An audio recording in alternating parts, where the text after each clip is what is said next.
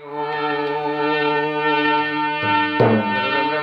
गुरुर्विष्णु गुरुर्देवो महेश्वरः गुरु साक्षात् परं ब्रह्म तस्मै श्री गुरुवे नमः।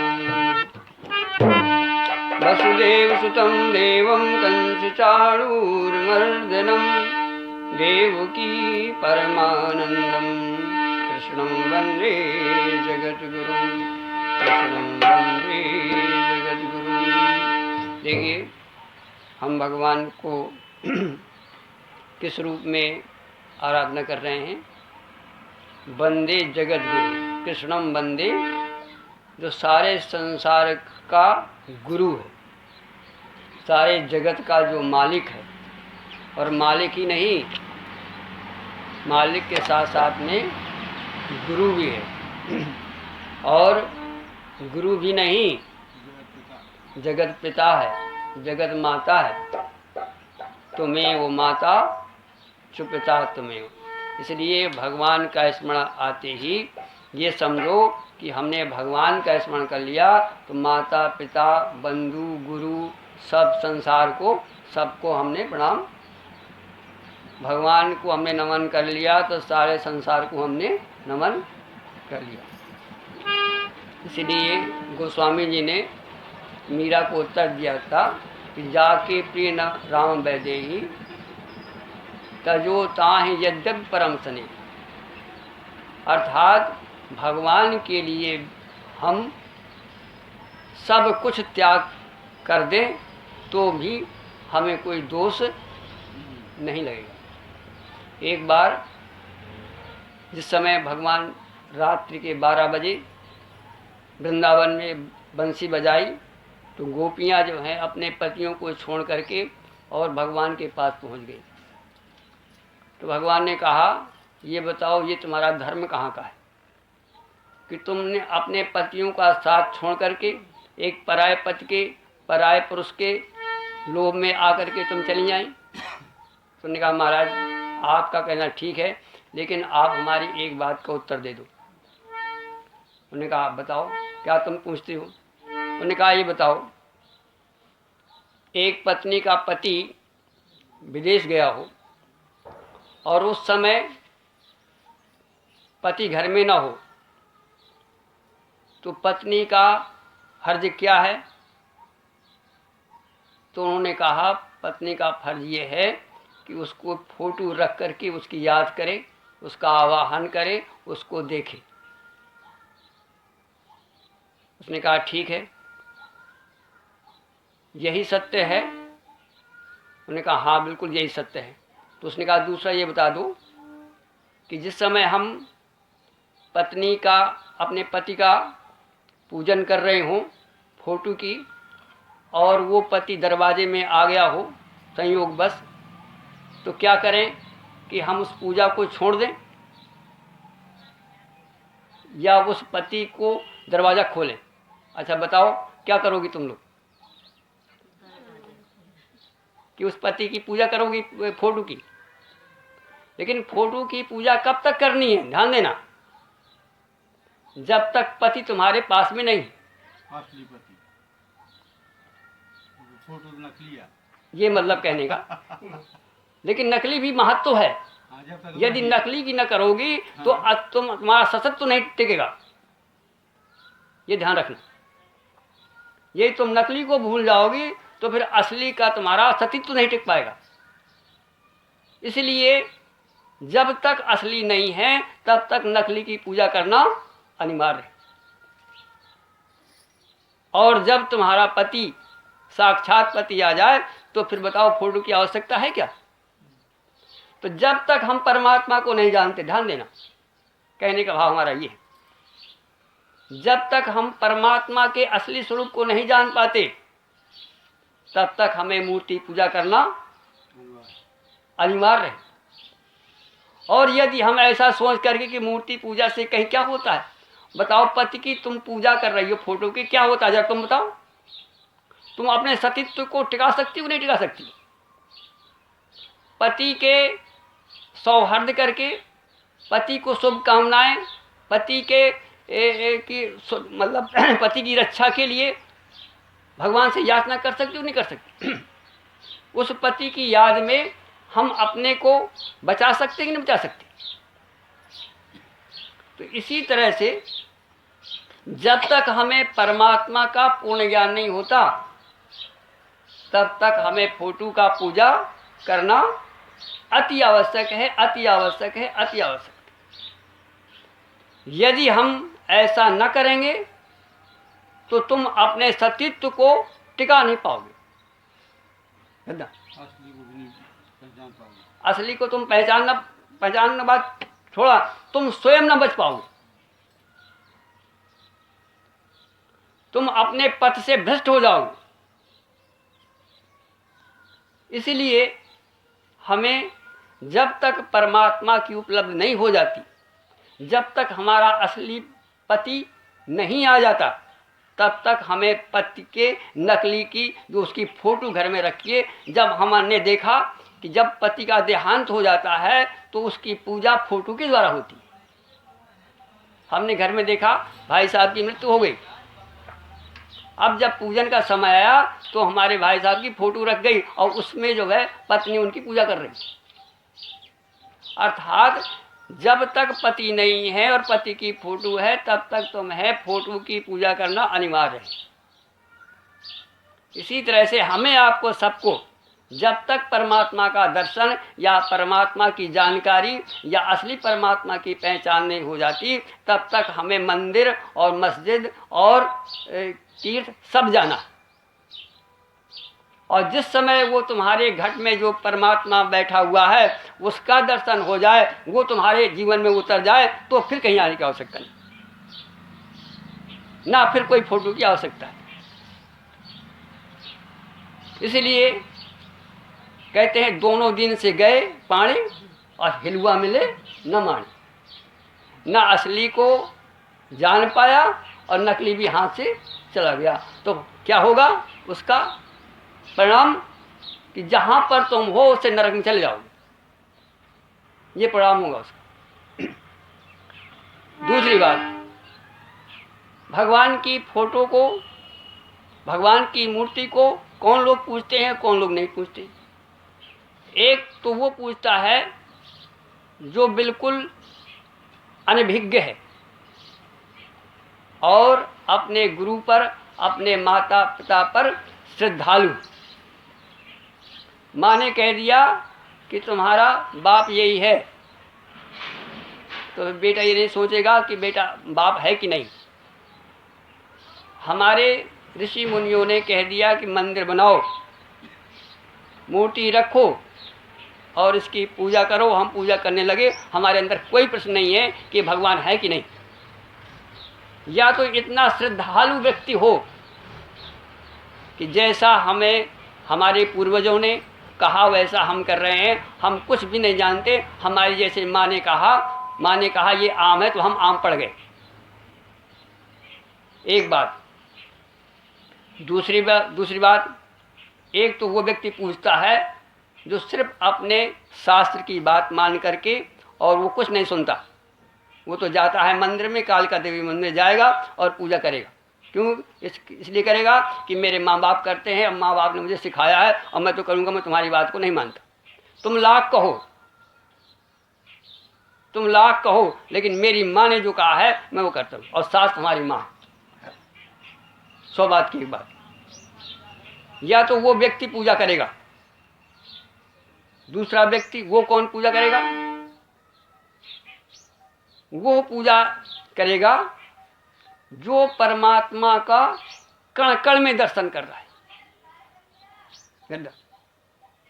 जब परमात्मा सब जगह है, देखो, या तो वो बहुत ज्ञानी होगा या तो वो श्रद्धालु है। बस 2 बातें हैं। मूर्ति पूजा 2 व्यक्ति करेंगे, या तो वो श्रद्धालु होगा या वो परम ज्ञानी होगा। परम ज्ञानी कैसे? जिसने आत्म साक्षात करके, जिस घड़े ने, ध्यान देना, जिस घड़े ने मिट्टी की पहचान कर ली कि मैं मिट्टी का बना हूं, तो तुम मिट्टी की नहीं हो। फिर दूसरा घड़ा मिट्टी का नहीं है। कौन सा ऐसा घड़ा है जिसमें मिट्टी नहीं? बशर्त ये कि जो अपने में मिट्टी की पहचान कर ले अपने घड़े को मिट्टी जान ले कि जब मैं मिट्टी का बना हुआ तो जितने भी संसार में घड़े हैं सब में माटी है कि नहीं। वो व्यक्ति पूजा करेगा जो ये समझेगा कि सारा संसार श्री राम है। जैसे गोस्वामी जी, अब गोस्वामी जी के सामने सभी को नमन करते हैं, चाहे वो हिंदू हो, चाहे वो मुसलमान हो, चाहे वो सिख हो, चाहे वो राक्षस हो, चाहे वो देवता हो, कुछ भी हो, लेकिन पूजा करने का तरीका होता है। वो जा कर के वहाँ सुअर में हाथ नहीं फेरते, यद्यपि उसमें परमात्मा है, लेकिन हम सुअर पर पुष्प नहीं चढ़ाएंगे। ध्यान देना जरा, यहाँ भी बस तुम्हारा जो है भूल जाते हैं कि चाहे जो हो उसके पैर पड़ो। नहीं, सोना तुम्हारे पास है, अंगूठी है, तो कहाँ कान में पहनोगे क्या उसको? सोना तो है वो, लेकिन बनावट कैसी है उसकी? बनावट कैसी है उसकी? जहाँ बनावट है वहाँ तो पहना जाएगा वो। सुअर जैसे है उसमें राम, ध्यान देना, सुअर में राम है, लेकिन हम राम उसको पूजेंगे नहीं। क्यों नहीं पूजेंगे? क्योंकि उसकी बनावट नहीं है वैसी। सोना तो है अंगूठी में, लेकिन क्या कान में पहनेंगे उसको? जैसी बनावट है वैसा हम व्यवहार करेंगे।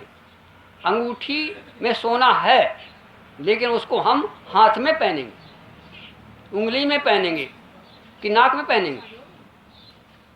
इसी प्रकार से संसार में राम है, सुअर में राम है, लेकिन हम सुअर को पूजेंगे नहीं। लेकिन करते क्या कर सकते हैं कि हम सुअर को दूर से प्रणाम कर सकते हैं। सोने को हम सोना देख सकते हैं, लेकिन उस अंगूठी को सोना देख सकते हैं, अंगूठी में सोना देख सकते हैं, लेकिन अंगूठी को कान में नहीं पहन सकते। ये मतलब कहना, तो ये धोखे में न रहना कि हमारे शास्त्र ने कह दिया कि सब में श्री राम है, पूजा करो।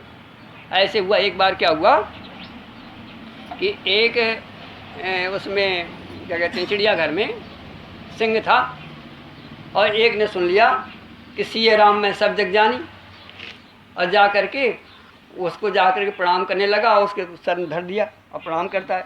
सिंह ने मारा एक झपट्टा और ले गया। क्यों? उसने अर्थ का अनर्थ लगा लिया, समझ ना पाया शास्त्र की बात। ऐसे कुछ पंथ हैं, लड़का बैठा हो, बाप बैठा हो, तो बाप से कहा जाएगा कि श्री राम में सब जग जानी, जब सब श्री राम है तो इसके प्रणाम करो। अब क्या बाप लड़के को प्रणाम करेगा क्या? यद्यपि श्री राम है लड़के में, लेकिन हम लड़के की हैसियत से देखेंगे उसको। करेगा तो मानसिक रूप से ब्रह्म समझ के कर सकता है, प्रणाम कर सकता, दूर से प्रणाम कर सकता, हाथ जोड़कर प्रणाम कर सकता, लेकिन स्पर्श करके नहीं प्रणाम कर सकता, दंडवत प्रणाम कर नहीं कर सकता। इस बात को हमें आपको समझना चाहिए। दूसरी बात, जब हम मूर्ति का पूजन करते हैं, अच्छा एक बात बताओ, आप माँ का पूजन करते हैं, ध्यान देना, तुम लोग पति की पूजा करते हो, हम अपनी माँ का पूजा करते हैं, पिता की पूजा करते हैं। तो ये बताओ, हम पिता को जब पूजते हैं तो पिता के पैर में ही तो प्रणाम करते हैं, और पैर में क्या है जरा ध्यान दो, पैर में हड्डी मांस की और कुछ। तो क्या हम हड्डी मांस को प्रणाम कर रहे हैं क्या? हम अपने माता पिता का तिलक करते हैं थोड़ी देर के लिए, पुष्प पहनाते हैं, तो पुष्प कहाँ जाता है? पुष्प तो हड्डी में जा रहा है, मांस में जा रहा है। तो क्या आप हड्डी मांस को चढ़ा रहे हैं क्या पुष्प? कि हड्डी मांस के अंदर जो हमारा पिता बैठा है उसको प्रणाम कर रहे हैं? ध्यान दो। इसी प्रकार से जब हम कालिका देवी को प्रणाम करते हैं, हम भगवान श्री राम को प्रणाम करते हैं, भगवान श्री राम के मूर्ति में तिलक लगाते हैं, तो क्या पत्थर में तिलक तो पत्थर में लगता है, लेकिन क्या उस पत्थर के अंदर राम नहीं है? जैसे हम आप माँ को प्रणाम करते हैं, तो माँ का शरीर भी तो हड्डी मांस का है, तो क्या हड्डी मांस को हम देख करके चढ़ाते हैं क्या उसमें? उस हड्डी मांस के अंदर जो माँ का रूप बैठा हुआ है उसको हम कर रहे हैं। इसी प्रकार से मूर्ति को जब हम पूजा करते हैं तो हम मूर्ति को पत्थर के माध्यम से उस माँ को प्रणाम कर रहे हैं जो इसके अंदर के माँ में बैठी हुई, जो कण में बैठा हुआ। अंगूठी को जब हम प्रणाम करते हैं तो हम अंगूठी के शरीर को नहीं देखते, अंगूठी के सोने को देख करके हम सोना कह रहे हैं, ध्यान देना। लेकिन दुख इस बात का है कि अंगूठी में सोना तो दिखाई देता है, लेकिन मूर्ति में परमात्मा नहीं दिखाई देता, बस अंतर इतना है, इसलिए हम भ्रमित हो जाते हैं। तो उस दृष्टि को जगाने के लिए, उस रहस्य को समझने के लिए हमें आपको सत्संग करना हो कि जैसे बिना सोना के अंगूठी नहीं बन सकती, ऐसे ही बिना परमात्मा के संसार का एक कण नहीं बन सकता। ध्यान देना, वो जो पत्थर है, जो मूर्ति बना हुआ है, उसमें भी भगवान विराजमान है, क्योंकि भगवान न होता तो पत्थर न होता, भगवान न होता तो संसार न होता, जल न होता तो लहर न होती, लहर में जल विराजमान है। लेकिन हमें इसमें तो जल दिखाई दे रहा है, लेकिन मूर्ति में राम नहीं दिखाई दे रहा, बस इतना अंतर है। और राम में मूर्ति देखने के लिए तुम्हें सत्संग में आना होगा, तुम्हें साधना करनी होगी, तुम्हें इस हड्डी मांस में परमात्मा को देखना होगा, इस हड्डी मांस में परमात्मा को जानना होगा, तभी हम मूर्ति में राम को जान सकते। जिस घड़े ने अपने अंदर मिट्टी देख ली, वो घड़ा फिर चाहे चुकरिया हो, चाहे देलिया हो, चाहे डहरी हो, चाहे मकान हो, चाहे महल हो, चाहे ताजमहल हो, वो सब में मिट्टी देखेगा। बस वही व्यक्ति मूर्ति पूजा कर सकता है जिसने अपने में राम देखा हो, कण कण में राम देखा हो, वो मूर्ति को पूजा कर सकता है। तीसरा व्यक्ति वो है जो न श्रद्धालु है, न अपने शास्त्र की बात मानता है, न अपने माता पिता की बात मानता है, और न ही उसको कण कण में भगवान का दर्शन हो रहा है। न साधना है, न सत्संग है, न ज्ञान है, न श्रद्धा है, वो व्यक्ति मूर्ति को नहीं पूजेगा।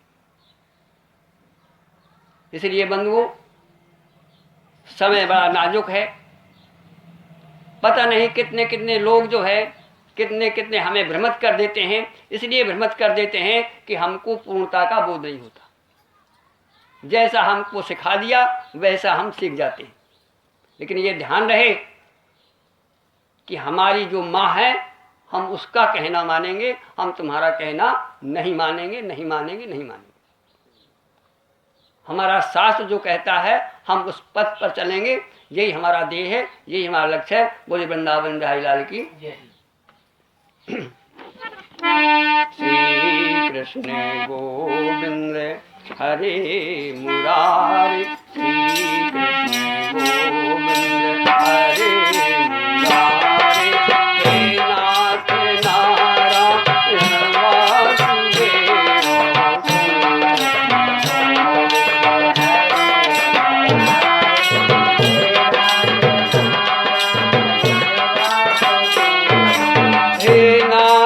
अब तो ऐसी गया हो, हो जीवन निरर्थक जाने न पाए,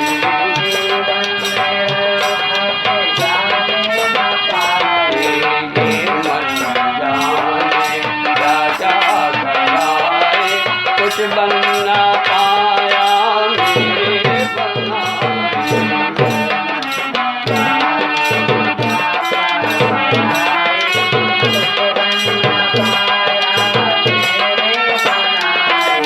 वो शक्ति दे